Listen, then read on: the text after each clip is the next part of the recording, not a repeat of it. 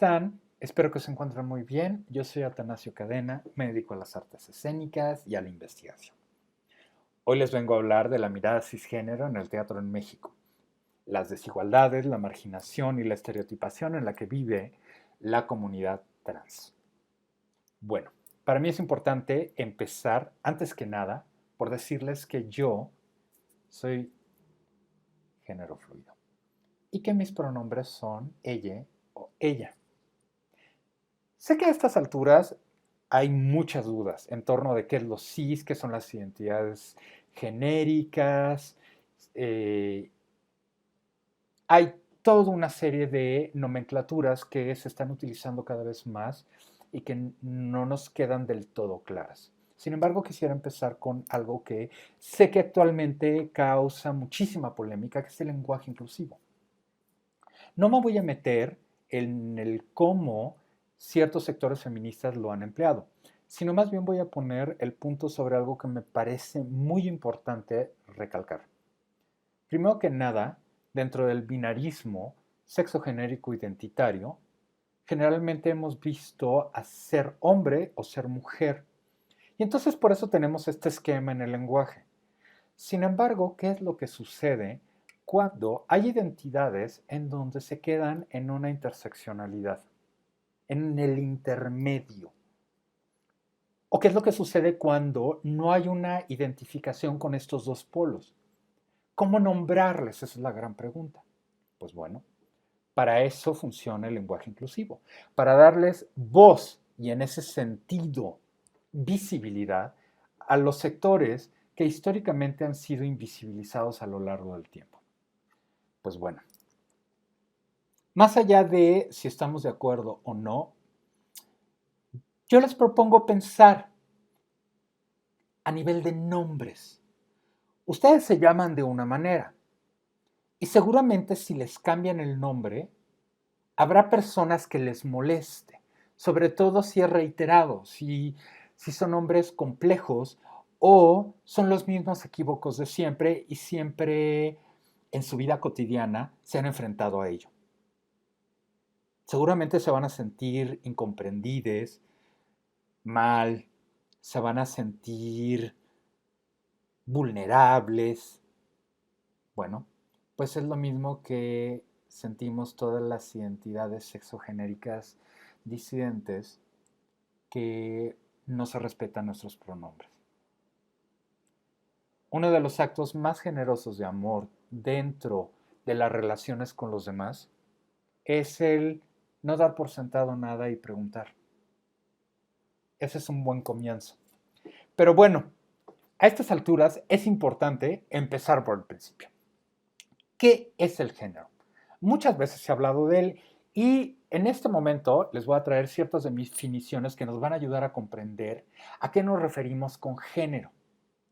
De entrada es un conjunto de prácticas, creencias, representaciones y prescripciones sociales dentro de lo humano en función de su simbolización de las diferencias anatómicas. Evidentemente, la cultura marca a los sexos con el género y el género marca la percepción de lo demás, desde una visión social, política, religiosa y cultural. Esto va a derivar en dos vertientes, lo femenino y lo masculino, que es el resultado de una producción simbólica de la cultura, produciendo un imaginario social y que da lugar a las concepciones sobre los mismos.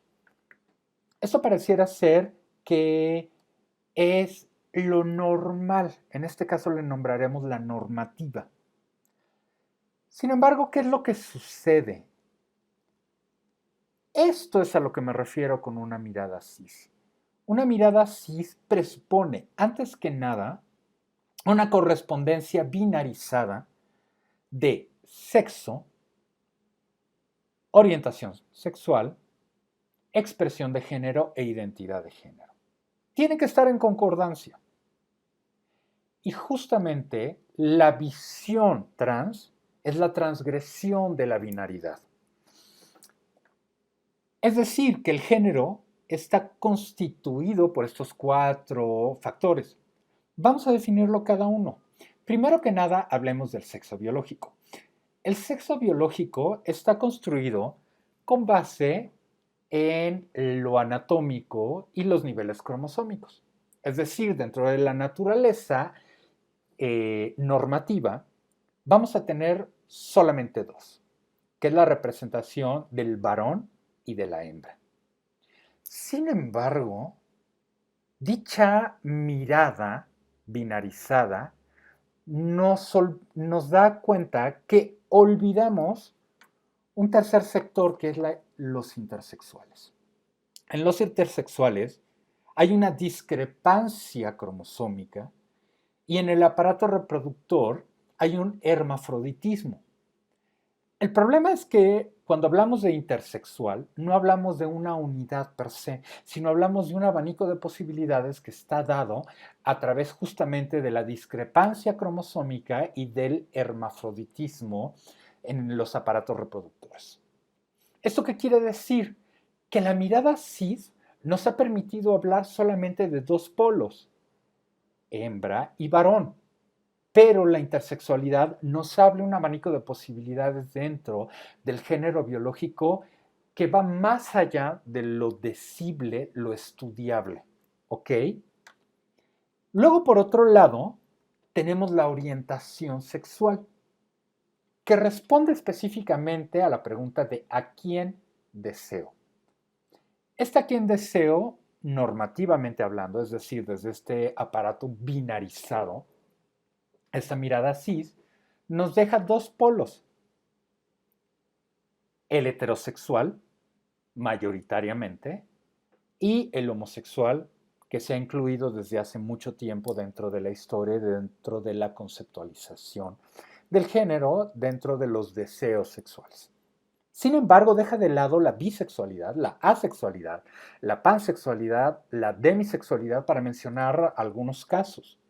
Por ejemplo, tomemos el caso de la bisexualidad.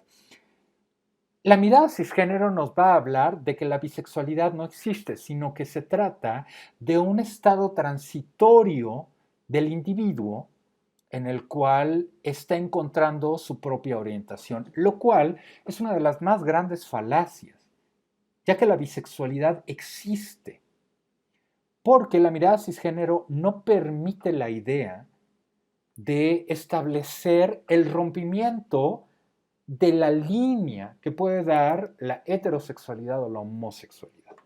Por eso no es tan aceptada.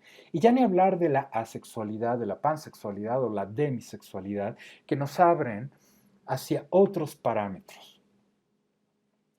Luego tenemos las identidades de género, que responden a la pregunta ¿cómo me siento al interior? Tenemos esta estructura binarizada, cisgenerista, que es hombre y mujer, que es la que conocemos normalmente y son las identidades que muy frecuentemente vemos dibujadas dentro del cotidiano y dentro de las artes. Sin embargo, también existe la transexualidad.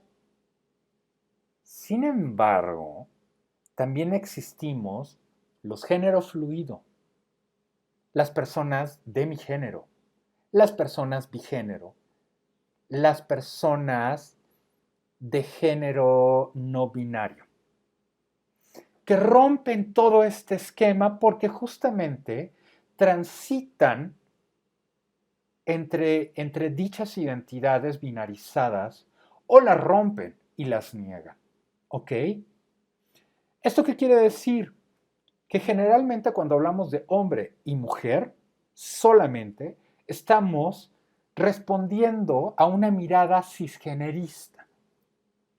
Ahora, finalmente, y esto es muy importante, hay que hablar de las expresiones de género, que son las que generalmente tendemos a tener problemas.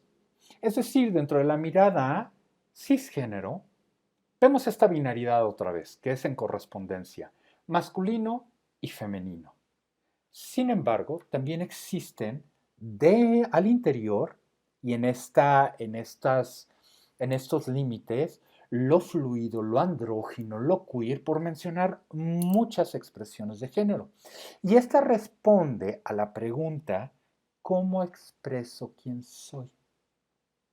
Es decir, es un orden simbólico social de autorrepresentación en el mundo. Es su carta de presentación. Ahora, ¿qué es lo que sucede?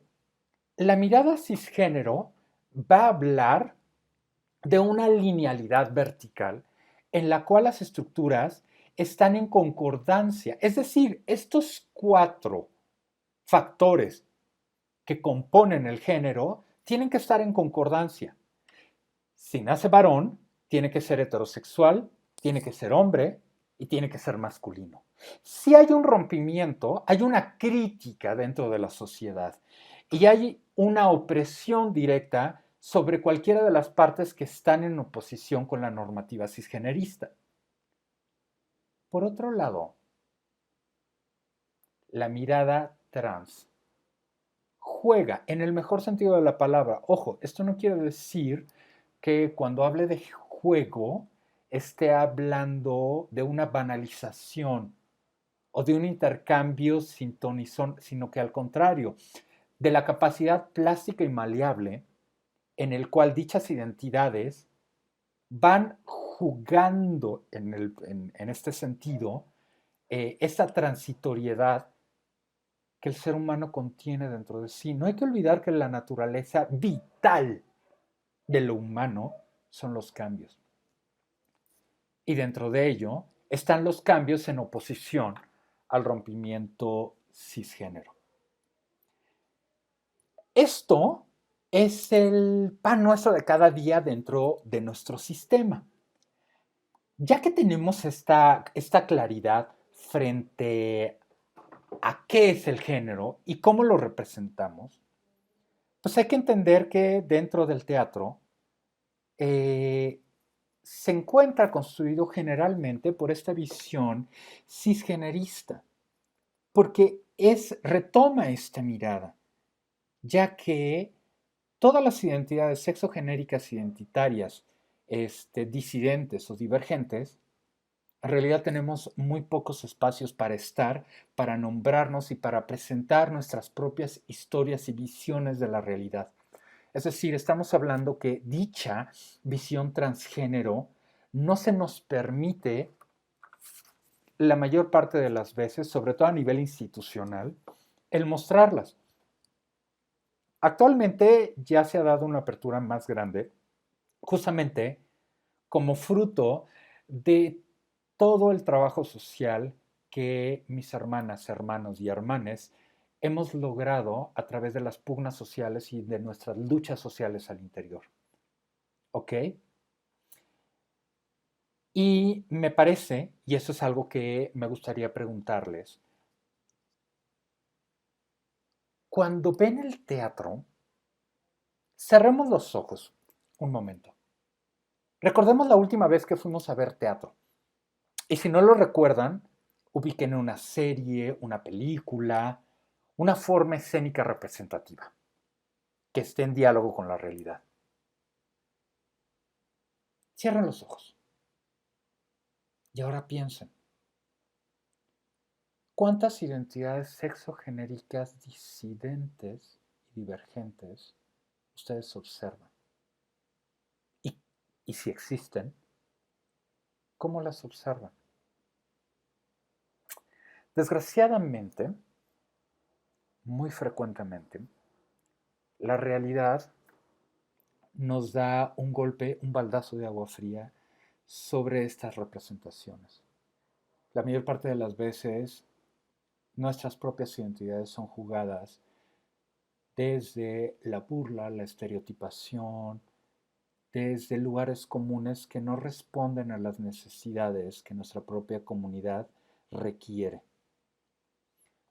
Para esto necesitaremos de un aparato metodológico que me parece el más importante, que es la interseccionalidad. Regresemos un poco al punto sobre lo masculino, lo femenino, esta verticalidad que existe dentro de la mirada cisgenerista. Hay que analizarlo desde una perspectiva interseccional.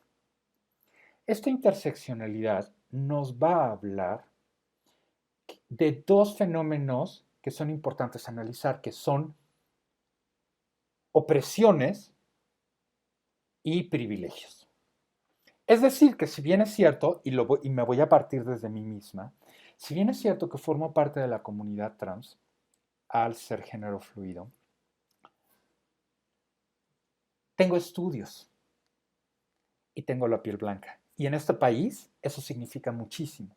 ¿Esto qué quiere decir? No quiere decir que viva genial, sino esto quiere decir que hay ciertas estructuras que van a ser más fáciles a ciertos sectores poblacionales con privilegios que otras. Y sobre todo, lo que nos va a ayudar la interseccionalidad es a comprender que nuestra realidad, nuestro nivel perceptivo de la realidad, no es único. Y que no podemos lograr entender otro tipo de realidades simplemente porque no las vivimos. Por ejemplo, en mi caso, yo conozco la realidad de las personas y de la comunidad trans, sin embargo, no de toda.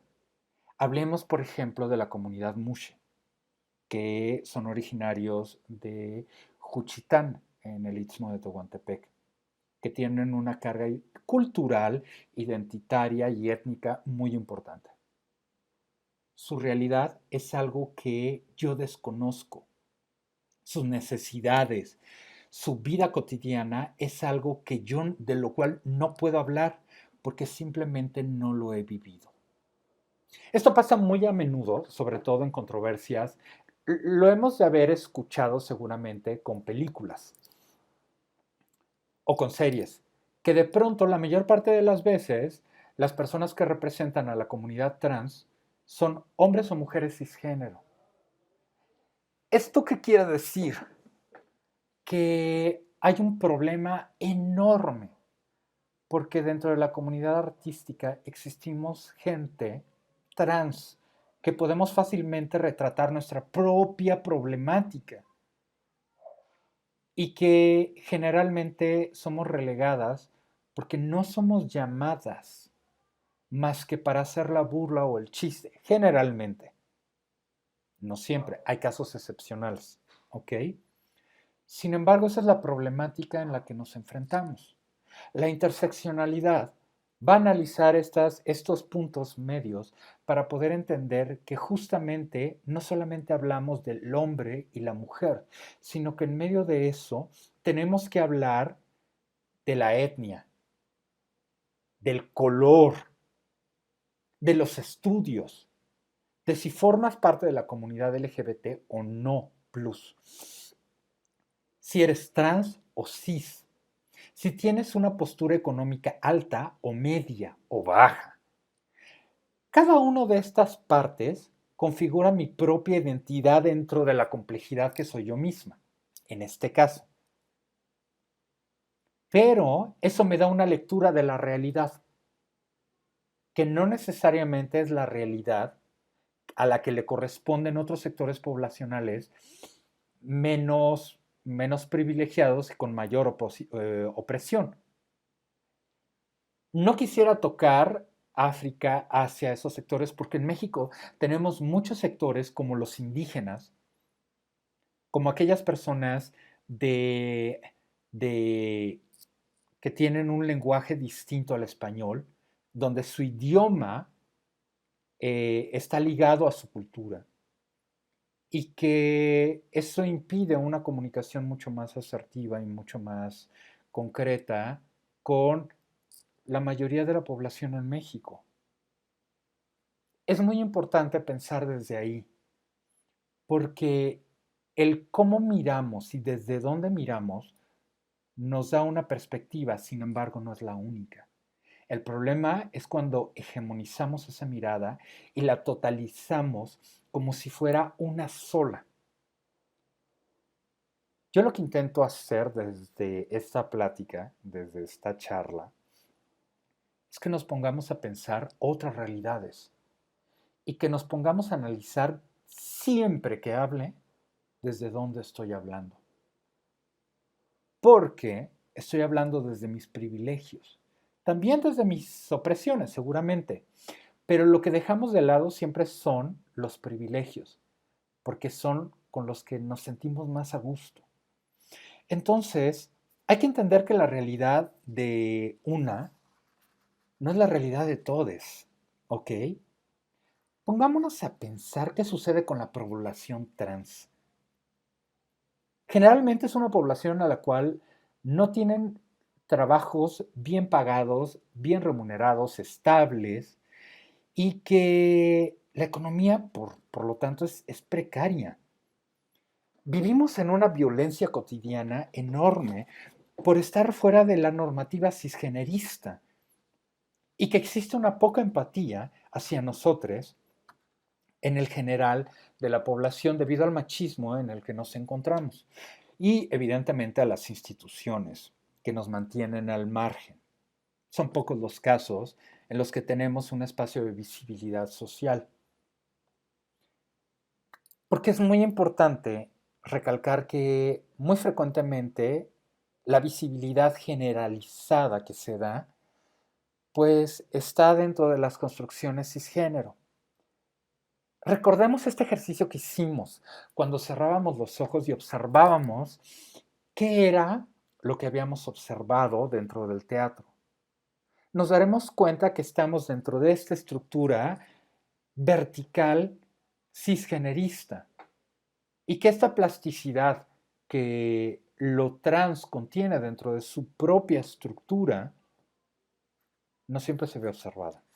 Son pocos los casos, sobre todo a nivel institucional, lo cual me parece lamentable, porque desgraciadamente vivimos en una sociedad donde todo lo que no es nombrado no existe. Es decir, el teatro nos brinda la posibilidad de nombrar nuestras propias historias. Con esto no quiere decir que sea autobiográfico. Quiere decir que tenemos nuestra propia realidad y podemos reflejarla a través de dramaturgias, a través de puestas en escena, a través de nuestra labor como creadores escénicos. Y para eso es necesario ampliar la mirada, romper la mirada cisgenerista, crear otros cuerpos en escena, crear otras expresiones de género en la escena. Siempre pensamos, sobre todo a nivel machista, que si un hombre es amanerado, eso significa que hay una poca hombría, cuando dentro de la realidad existen nombres con expresiones de género que no corresponden a la normativa vertical cisgenerista. Imaginémonos un Hamlet. Un Hamlet construido desde un manierismo total, desde una afectación corporal, vocal. Por supuesto que existen, sin embargo no los dejamos ver porque no es lo suficientemente hombre, entre comillas. Esto es, hay que integrar estas identidades y estas expresiones de género en las formas escénicas. Es urgente hoy en día hablar de esto, porque piensen, ¿cuándo fue la última vez que vieron una historia trans? Tanto en el teatro como en el cine como en las películas. Ciertamente hay grandes ejemplos, como lo puede ser Orange is the New Black y también la serie maravillosa Pose, que habla específicamente sobre la realidad trans. Si no la han visto, les recomiendo, está en las plataformas digitales. Porque necesitamos una mostración más fuerte en las identidades sexogenéricas disidentes, ya sea que hablemos dentro de la orientación, la expresión, la identidad o del sexo. Porque estas desigualdades a las que me refiero están configuradas desde apartar las realidades, alejarlas y crear una marginación sobre los sectores que vivimos en una violencia continua. Por ejemplo, el uso de los pronombres. Porque Si llegamos a mostrar las diversidades sexogenéricas, tendríamos la posibilidad de abrir la puerta a la realidad de un sector social que históricamente poco se ha mostrado desde una perspectiva escénica. La mostración de estas realidades abriría campos sociales para comprender y para ser más empáticos los unos con los otros y al mismo tiempo reparar los tejidos sociales. Esta es una invitación para crear y para poder establecer y vincular y darle voz a todos estos sectores que no hemos tenido la posibilidad de existir en la escena, por cómo somos, por quienes somos, y no necesariamente por nuestras cualidades. Porque finalmente hay grandes artistas trans. No hay que olvidar que la actriz principal de Pose está nominada a unos premios en Estados Unidos por su labor como actriz. Y se le nombra como actriz. El problema es que si dejamos de lado a las poblaciones que hacemos artes escénicas, de que pertenecemos a las identidades sexogenéricas divergentes, nuestro campo de trabajo se ve limitado. Yo les invito a que reflexionemos y que pensemos que el teatro, si bien es cierto que refleja una parte de la realidad que es muy importante, en ese sentido tenía que ser congruente con las necesidades actuales en tanto identidades trans. Pues bueno, espero que les haya ayudado a clarificar ciertas nociones, ciertos terrenos y pues nada. De verdad ha sido un placer el compartirles no solamente mi realidad, sino también la manera en estudiar las artes desde una visión distinta. Espero que tengan un gran día.